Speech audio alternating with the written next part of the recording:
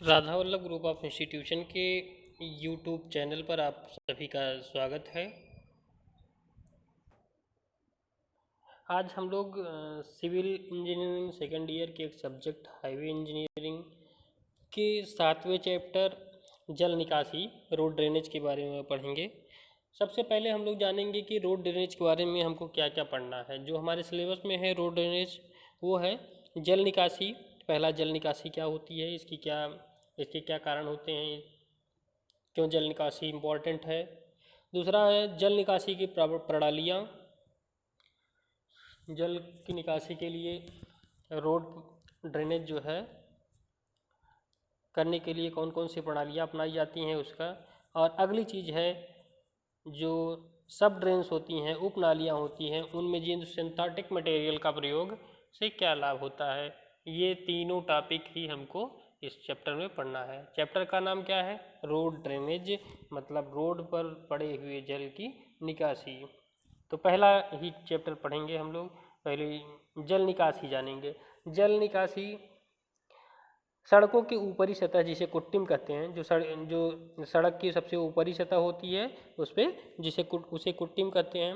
मतलब सड़क की जो सबसे ऊपरी सतह होती है और अधर स्तर से पानी या भूमि के जल को हटाना या दूर रखने की क्रिया को सड़क की जल निकासी कहा जाता है।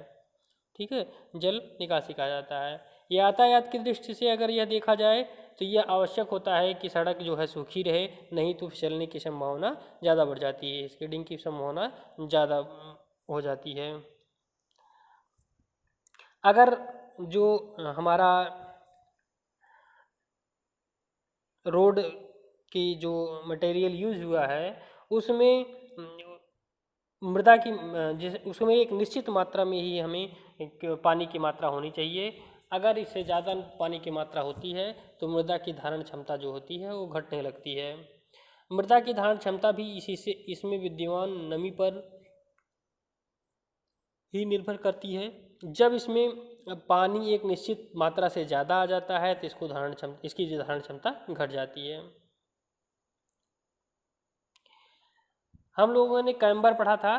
तो कैम्बर बेसिकली किसी भी रोड पर जो क्रॉस सेक्शनल स्लोप होती है उसे सिर्फ इसीलिए बेसिकली प्रोवाइड किया जाता है कैम्बर, कि वर्षा का जो जल है वो सड़क पर न रुक पाए, सड़क के किनारों पर चला जाए, जिससे नालियों के माध्यम से बाहर हो जाएगा वर्षा का जल। तो इसे हम लोग जल निकासी कहते हैं। अगली चीज़ आती है सड़क के जल ग्रस्त होने के कारण, क्यों सड़क पर पानी आता है, क्या क्या कारण हो सकते हैं। सड़क की ऊपरी सतह पे वर्षा का पानी जब अधिक समय पर एकत्रित रहता है तो जमा रहता है, ये भी जो है जल से ग्रसित होने का कारण है, एक कारण है। जब दूसरी चीज़ ये होती है सड़क पर पानी क्यों रुका रहता है, जब अपर्याप्त सड़क कैम्बर होता है तो वर्षा का पानी शीघ्र प्रवाहित नहीं हो पाता है, जिससे कि वर्षा का पानी रुका रहता है। दूसरी चीज़ होते कच्चे बर्मों तथा सड़क भराव से पानी का घुसना। जो कच्चे बर्म बने होते हैं या जो सड़क के भराव रहता है उससे पानी की जो है होता हुआ सड़क पर चला जाता है। भौम जल स्तर का ऊपर उठ जाना किसकी क्रिया द्वारा, मतलब भूमि का जब वाटर लेवल ऊपर आता है तो उसमें केस कैपिलरी एक्शन होता है, केस की क्रिया होता है, जिससे द्रव क्या होता है ऊपर चला जाता है और ये सतह को गीला कर देता है। पहाड़ी सड़कों पर पहाड़ की ओर से गिरता हुआ जल की ओर निकास न होना, घाटी की ओर निकास नहीं होता है, तब भी जल ग्रसित हो जाता है। अब पहली चीज़ जो पढ़ी हम लोगों ने, ये जल निकासी पढ़ी। जल निकासी पर सड़क की जल निकासी के लिए क्या क्या आवश्यक होना चाहिए, हमको करना क्या चाहिए। सड़क निर्माण के समय ही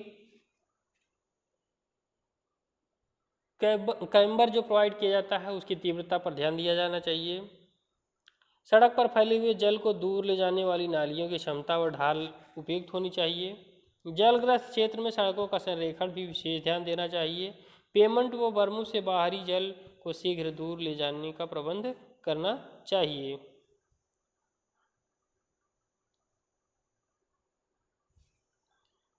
पहला टॉपिक जो जल निकासी था वो हमारा खत्म होता। दूसरा टॉपिक था ये जल निकासी की प्रणालियाँ, कौन कौन सी प्रणालियाँ अपनाई जाती हैं जल निकासी के लिए, उसके बारे में हम लोग अब जानेंगे। जो जल निकासी होती है, जल निकासी की जो प्रणाली अपनाई जाती है, ड्रेनेज सिस्टम होता है, वो बेसिकली 5 प्रकार की प्रणाली अपनाई जाती है या 5 कंडीशंस में हम लोग जल निकासी करते हैं। पहला सतही जल निकासी होता है, सरफेस ड्रेनेज। दूसरा होता है अधः सतही जल निकासी, जिसे सब सरफेस ड्रेनेज कहते हैं। तीसरा होता है पारिगामी जल निकासी, जिसको क्रॉस ड्रेनेज कहते हैं। चौथा होता है दलदली भूमि से जल निकासी, जिसे ड्रेनेज ऑफ मार्शीलैंड कहते हैं।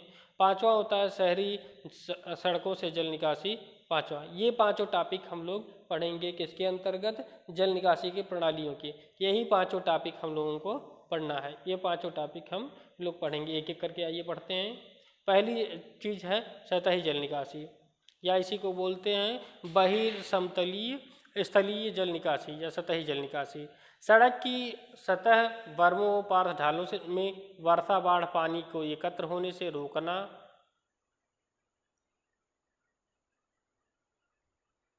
इसके निकास की व्यवस्था करना सतही जल निकासी कहलाता है। सड़क की सतह वर्मों व पार्श्व ढालों में वर्षा या बाढ़ के पानी को एकत्र होने से रोकना एवं इसके निकास की व्यवस्था करना सतही जल निकासी कहलाता है। सतही जल निकासी 2 चीज़ों का होता है, अगर पक्की पटरी है, पक्की कुट्टी में तो जल निकासी तो उसमें कैम्बर प्रदान किया जाता है। दूसरा जो ग्रेवल सड़क होती है उसमें कैम्बर 1/25 होता है, WBM में 1/40 होता है और डामर में 1/50 होता है। उसके बाद उसी में है स्कंद बंधों से जल निकासी। इसके लिए 1 न्यूटन मीटर की ढाल प्रदान की जाती है।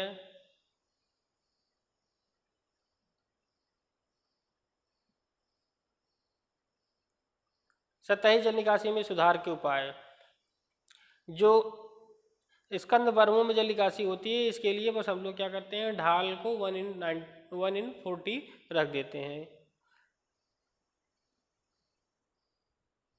अगली चीज आती है सतही जल निकासी में सुधार के उपाय। सड़क पेमेंट का पर्याप्त कैम्बर न देना, कटान भराव में निर्माण स्थल की साइडों को अधिक चपटी ढाल देनी चाहिए। सड़क के दोनों ओर जल निकासी नालियाँ बनानी चाहिए। उचित दूरी पर पुलिया बनानी चाहिए, उचित दूरी पर जो होती है वो पुलिया बनानी चाहिए। ये हमारा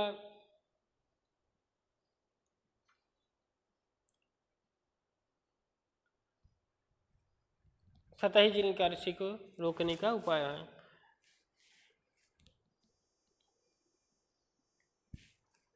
सड़क का निर्माण तल क्षेत्र के उच्चतम बाढ़ तल से पर्याप्त ऊंचा रखना चाहिए।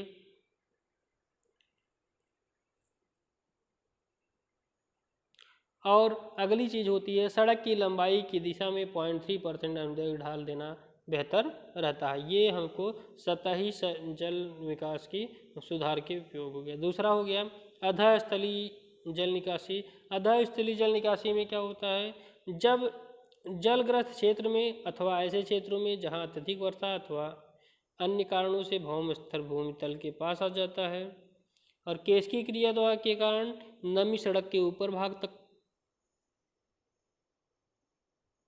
पहुंच जाती है, जिससे सड़क के नीचे की मृदा अपनी भार धारण क्षमता नष्ट कर देती है। उपाय क्या क्या अपनाया जाता है, भौम जल के केशकी उत्थान को रोका जाता है, रिसन प्रवाह को नियंत्रित किया जाता है, भौम जल स्तर को नीचे गिराया जाता है। और ये अचीवमेंट हमको प्राप्त हो इसके लिए हमारी कार्यप्रणाली जो है कुछ इसके लिए निम्न निर्माण किया जाना चाहिए।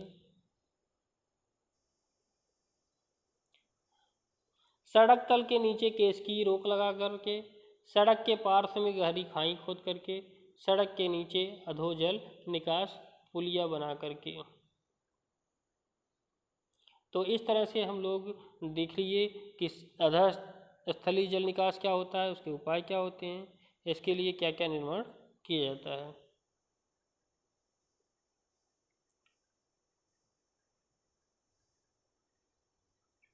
अगला आता है पारगामी जल निकासी। सड़क के आर पार पानी निकलने के लिए सड़कें के नीचे पुलिया बनाई जाती है। पुलिया पाइप पुलिया हो सकती है, डाट पुलिया हो सकती है, स्लैब पुलिया हो सकती है।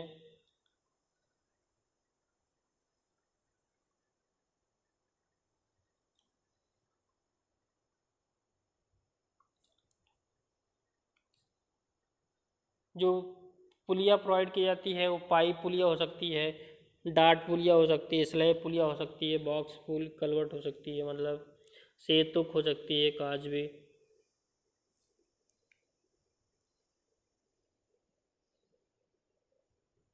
दलदली भूमि में जल की निकासी, ड्रेनेज ऑफ मार्थी सॉइल। संभवतः अत्यधिक जलग्रस्त व दलदली भूमि पर सड़क का निर्माण नहीं करना चाहिए और नहीं तो सड़क आधार का नमी से दूर रखने के उपाय करना चाहिए।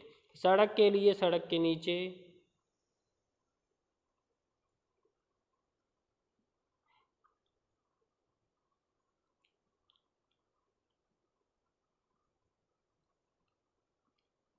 संभवतः अत्यधिक जलग्रस्त व दलदली भूमि पर सड़क का निर्माण नहीं करना चाहिए और किन्हीं परिस्थितियों में अगर मतलब करना भी है तो जो आधा स्तर होता है उसको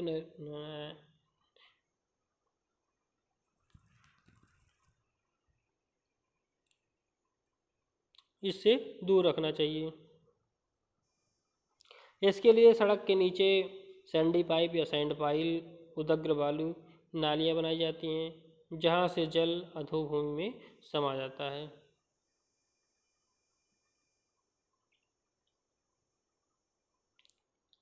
अगली बात आती है ड्रेनेज थ्रू अर्बन रोड। सड़क के दोनों किनारों पर 20 से 50 मीटर तक की दूरी पर सड़क छिद्र रखे जाते हैं जहाँ से वर्षा जल घुस करके उदग्र नालियों भूमिगत नालियों में चला जाता है। उपनालियों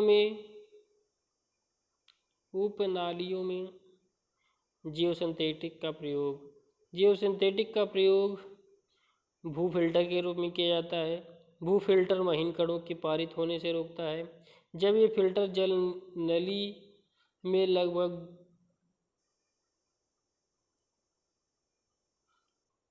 जब ये फिल्टर जल नली में लगाए जाते हैं तो ये मृदा कणों को नालियों में घुसने से रोकते हैं। जियो टेक्सटाइल मृदा आधार स्तर और कणिकामय परतों में लाते हैं।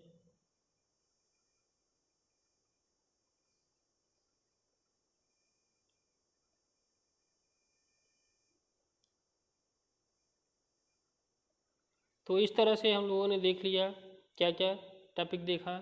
हम लोगों ने पहला देखा कि जो जल स्तर होता है, रोड ड्रेनेज कैसे किया जाता है। रोड ड्रेनेज के बाद हम लोगों ने देखा दूसरी चीज़, पहली चीज़ हम लोगों ने देखा रोड ड्रेनेज, रोड ड्रेनेज होता क्या है इसके बारे में जान लिए। दूसरी चीज़ हम लोगों ने देखा जल निकासी प्रणाली क्या होती है, उपनालियों में जियो सिंथेटिक का प्रयोग क्या क्या होता है, ये चीज़ें हम लोगों ने पढ़ लिया है। तो आज इस हिसाब से हमारा ये चैप्टर कंप्लीट होता है। Okay, thank you.